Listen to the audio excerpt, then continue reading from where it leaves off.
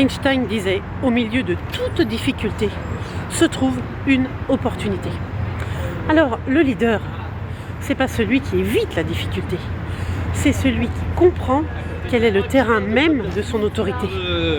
C'est énorme de comprendre ça. Alors là où beaucoup voient un mur, le leader, lui, il perçoit une porte qui est encore invisible, mais qui va pouvoir asseoir son leadership.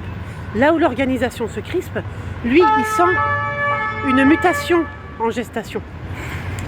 Là où l'entrepreneur doute, il affine son regard, il ajuste sa posture et il clarifie son axe.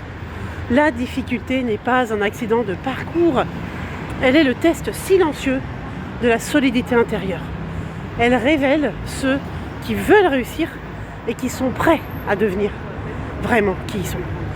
Un marché tendu, c'est pas un obstacle, hein, c'est un révélateur. Une crise, c'est pas une fin, c'est une invitation à penser autrement. Une perte de repère, c'est pas une faiblesse, c'est l'appel à une vision plus vaste. Einstein, il ne parle pas seulement de physique là, on est bien d'accord, tout le monde a compris.